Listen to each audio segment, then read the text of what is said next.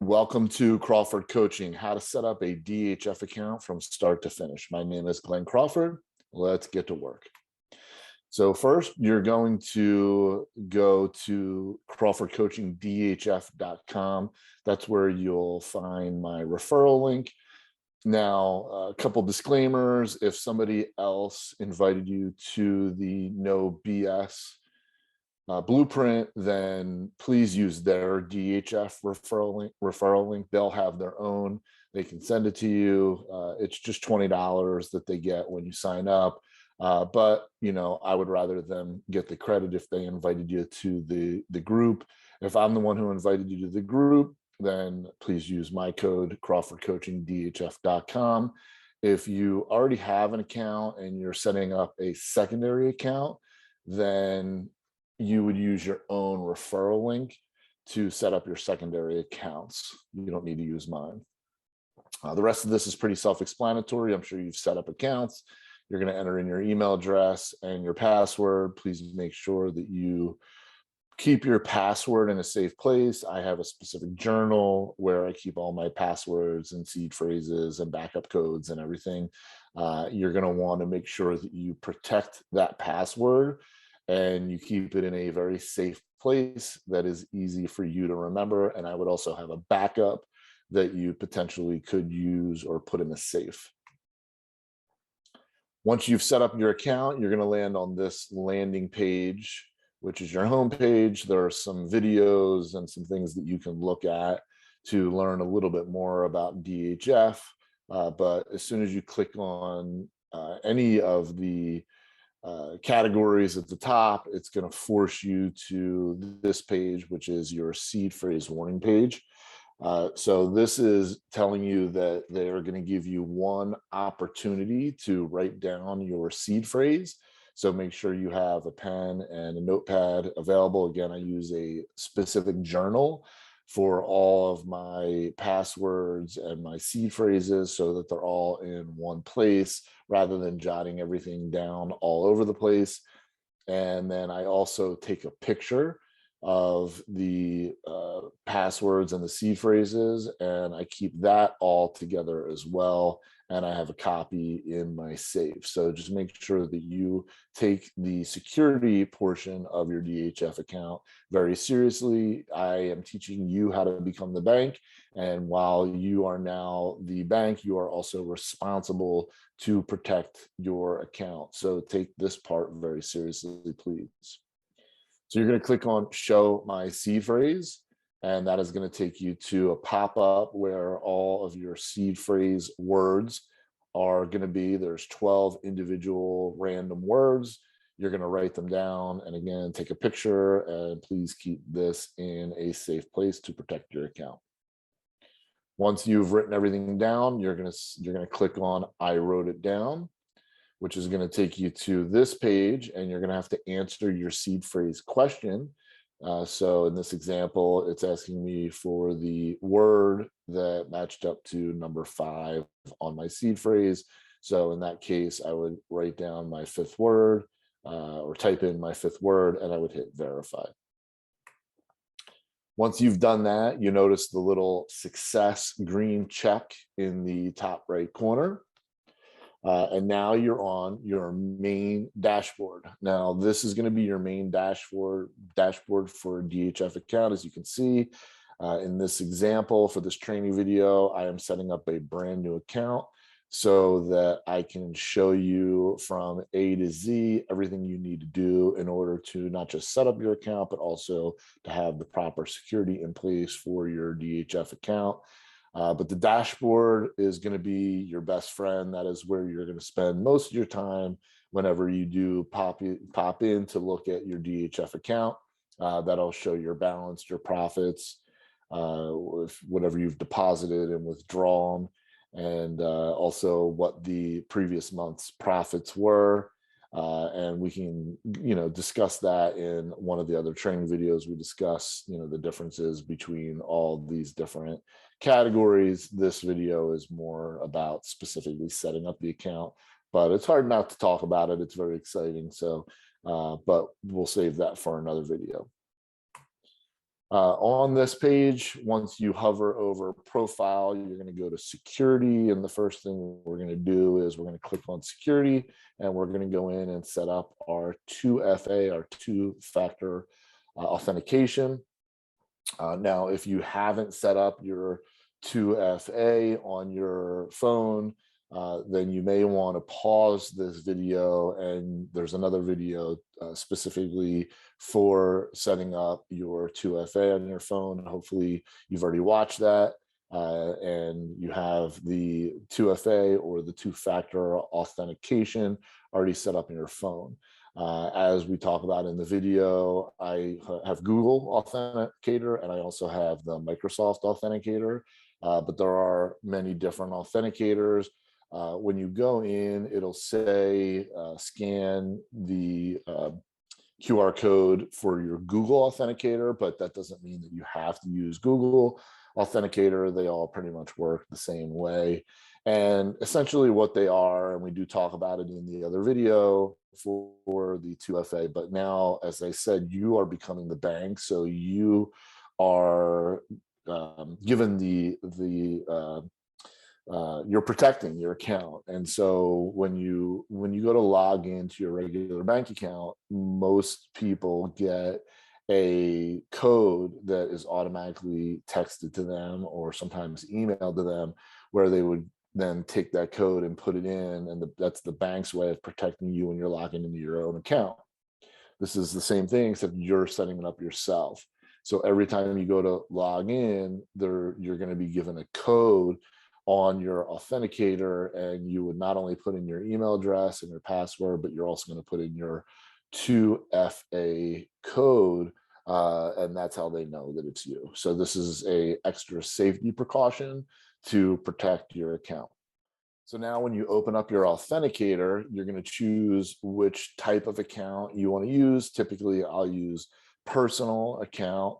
I'm going to click on personal, and it's going to pop up this. It's going to say add personal account, scan QR code, or sign in with Microsoft. I'm going to scan the QR code, and I will hit the plus button, which means I'm adding a new account. And once I hit the plus button to add the new account, then the camera will come up, and I will scan over the QR code that is in my DHF account, my new DHF account. What it's going to do then is you don't have to do anything really with your authenticator, because once you scan the QR code with your authenticator, it's automatically going to pull in that account and the email address used to sign into that account. It'll also give you a number, a 6-digit code that you can type in to start or enable your two-factor authentication. So you're going to put that number in the box, just like I showed here. Then you're going to hit verify. Once you do that, now you are going to be, you'll see notice you have successfully activated 2FA. See that at the top, in the top right?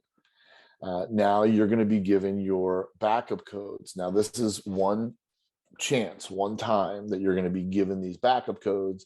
So you're going to want to write them down and also take a picture. And again, this is all part of protecting your account. If, like, the worst case scenario and you couldn't get into your account, this gives you a one time to be able to actually activate or go in through the back door. So that's why you're given these backup codes. So it's very, very important that you protect these backup codes as time goes on and you build up more and more funds in your DHF account. You're going to want to make sure that your money is protected. And if there's anything that does give me a little anxiety about my DHF accounts, is just making sure that I have my passwords and my seed phrases and my backup codes all saved and all protected.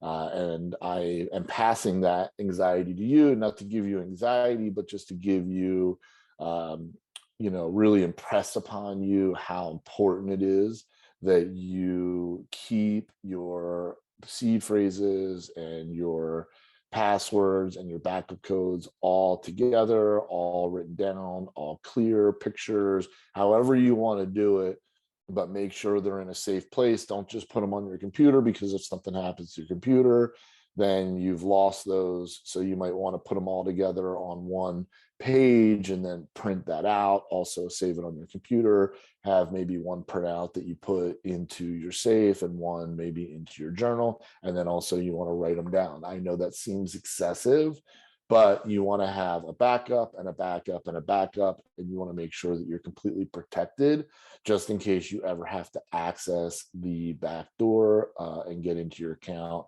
or do a password reset. All of that is on your shoulders to protect your account. I think I've drilled down enough on that particular subject. So now we're going to move over to the transactions. We're going to hover on top of that, and we are going to click on deposits. And that is going to bring us over to the deposit screen. Now, on the deposit screen, you'll see that it still says my account is inactive because, again, this is a new account. I have not brought in any funds. The only way to fund your account is by using either Bitcoin, USDT, Ethereum, or a DHF token. In this training course, we pretty much primarily focus on using Bitcoin. And so that is what we're going to use. But I am going to use a different method for this training video. And so let me explain. I do have a separate training video that is designed to what I call take the long way. When you do a deposit, I'm going to use the QR codes for this video. So what that means is this: when I press on the BTC address, and it's very important that you only send Bitcoin to the Bitcoin address. BTC is the abbreviation for Bitcoin. And when you click on the BTC address, this is what's going to come up. And it's going to give you the wallet address. So that is my DHF Bitcoin wallet address, which is down at the bottom. And then it's also going to give me a QR code. Now I've put a black box over the QR code, and I put a black box over my wallet address. Not that I necessarily have a problem with somebody randomly depositing Bitcoin in my account, but in order to keep my account protected, I want to make sure that I've covered up anything that could get somebody access to my account. So on your page, you won't see obviously a black box covering up the middle of your QR code, and you will be able to see your entire Bitcoin wallet address. If you try to send anything other than Bitcoin, it will get lost forever, and there is no way for you to recover that. So be careful. You are now the custodian over your finances, and you are the manager of your money, and it is your job to protect it and to make sure that you take all the steps that you need in order to protect that money. So now you have your BTC or your Bitcoin QR code pulled up. And what we're going to do now is I'm going to go to my phone and I'm going to open up Cash App. On my Cash App, I'm going to click on the bottom right Bitcoin symbol. And that is going to take me over to this page. Now, again, I have a longer, more extensive training video on how to fund your DHF account with your Cash App. This is not an extensive training video for that particular purpose. If you need more help, I would recommend watching that video. I think it's about 20 minutes long. And I walk you through the entire process. I call it the long way of how to transfer Bitcoin from Cash App to DHF. Now, on the next page, after you hit send, you hit the little airplane. This is the page that you're going to see. You see there's a little camera in the top left. I'm going to click on that camera. Now, I took a picture of not the camera looking at the QR code, because once that camera catches the QR code, it automatically populates. So I took a picture before it pointed at the QR code, just so you can see what should happen after you click on that little camera. And then again, you're going to point that camera at the QR code that I'm showing over to the right, and it'll automatically populate the Bitcoin wallet address in your Cash App. Now, again, there's an optional long way where you can copy and paste your DHF Bitcoin wallet address and email it to yourself.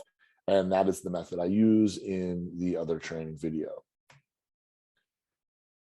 Once the address has populated, it'll just show up like this, and you'll have a page now that is asking you how much do you want to send, but it's showing your wallet address at the top of the page. In this case, what I want to do is I'm just going to copy the amount of Bitcoin I have available. So it's 0.0005126. I'm just going to type that in. Make sure that you are looking at Bitcoin and not US dollars. You can flip-flop those, which I talk about in the other training video. But for this video, we're just putting our Bitcoin in. It'll say B0.0005126, and then you're going to hit send. So I'm in this example, I'm clearing out all of my Bitcoin. And by doing it this way, where I'm sending Bitcoin, it'll force me to clear everything out. I don't want to leave any Bitcoin on Cash App. Next, it'll ask me what withdrawal speed. Do I want to pay a little extra and have it rushed or priority, or a rush is 2 hours, or I can do standard. Now, it shows insufficient Bitcoin balance. I talk about this again in the other training video, but the screen here, what it's telling you is that you didn't adjust your amount to include the expedited fee for sending your Bitcoin. And so it's adjusting that fee. So that's all it's really doing, is it's just subtracting the, whatever that is, 63-cent fee out of whatever I had. So it's giving me a little bit less, and it's just giving me a warning telling me that I'm going to be sending a little bit less. In some cases where you're sending somebody an exact amount of money, this is very helpful because it'll warn you, so you know that, hey, that amount has been adjusted down, and you might end up short on what you're trying to send. Another note here is this is my last time before confirming. So I do want to check the first 3 letters and numbers of my DHF Bitcoin wallet address and the last 3 letters and numbers of my Bitcoin wallet address. Regardless of whether I copy and paste it or whether I use the QR code, it is still your responsibility to make sure that you are sending Bitcoin to Bitcoin. So that's the most important. But then second is making sure that you've checked the first and the last 3 numbers so that your money doesn't get lost in the ether space. Then I will hit confirm and send. I will get a confirmation. I will hit done. And then in a couple minutes, I will go back over to my DHF dashboard, refresh the screen. And now the screen just going to look a little bit different because it's going to show a deposit of $23, and DHF doesn't show cents. So it's just going to round it to $23, I guess. So it's going to show $23. Then in total withdrawals, you can see that 20 DHFT is withdrawn. DHFT is essentially a USDT type coin, meaning it's tethered to the dollar. So $20 was taken out of my $23, and that is sent to me because I referred me to this. If you referred somebody to your DHF account, then that $20 would go to you. And so that's a one-time fee. But it is $20. So that $20 gets paid to me. So I just made 20 bucks. Or in this case, I really didn't lose 20 bucks by setting up a new account and using it for this training example. I also now have $3 in my DHF account.